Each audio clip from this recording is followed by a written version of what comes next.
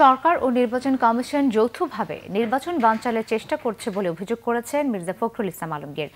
সকালে প্রধান নির্বাচন কমিশনারের সাথে নির্বাচন পরিস্থিতি নিয়ে বৈঠকের এক পর্যায়ে তা বর্জন করে এই অভিযোগ করেন তিনি। পুলিশ সহ আইনশৃঙ্খলা বাহিনী, রিটার্নিং কর্মকর্তাদের প্রশ্নবিদ্ধ ভূমিকার কথা জানানো হলেও সিইসির কাছ থেকে ইতিবাচক সাড়া পাননি বলেও জানান মির্জা ফখরুল। তবে এসব বিষয়ে কোনো মন্তব্য করেনি প্রধান নির্বাচন commissioner K M Nurul Huda. অংশগ্রহণমূলক নির্বাচনের বিষয়ে এখনও আশাবাদী তিনি।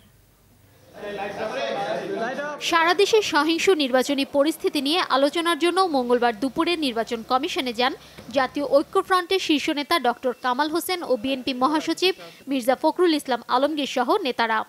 প্রায় ১.৫ ঘণ্টা বৈঠকে সারা দেশে বিরোধী নেতাকর্মীদের ওপর ভয়াবহ তাণ্ডব চলছে বলে অভিযোগ করেন তারা।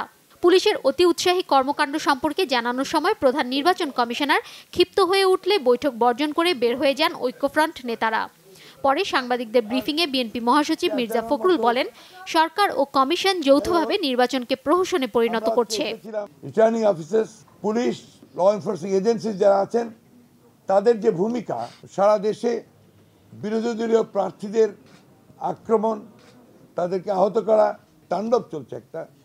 সেই পরিস্থিতিতে নির্বাচন কমিশনকে আমরা যখন জানিয়েছি, দুর্ভাগ্যজনকভাবে প্রধান নির্বাচন কর্মকর্তার কাছ থেকে আমরা সেই ধরনের কোনো আচরণ পাইনি যে তিনি এটাতে কোনো গুরুত্ব দিচ্ছেন। উনার আচরণ একেবারেই আপনার ভদ্র জনচিত আচরণ ছিল।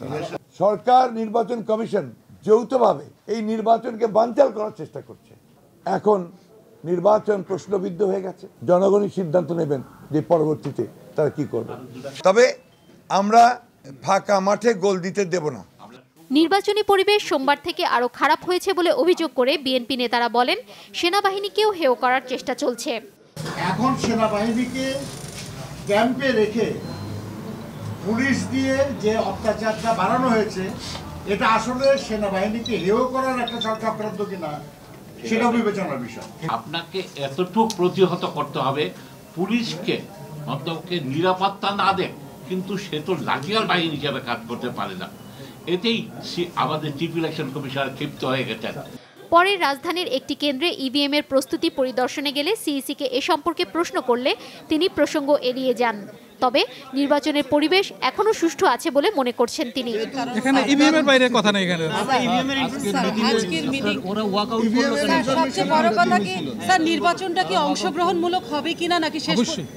অবশ্যই অংশগ্রহণ, সবাই অংশগ্রহণ করছে, কিন্তু সেটা কি অংশগ্রহণমূলক পর্যায়ের অবস্থায় আছে কিনা আপনারা শেষ পর্যন্ত? এদিকে মঙ্গলবার দুপুর থেকে ২৬ জেলার বিভিন্ন আসনে ব্যালট পেপার পাঠানো শুরু করেছে নির্বাচন কমিশন। শারমিন ইব্রাহিম, বাংলা ভিশন, ঢাকা।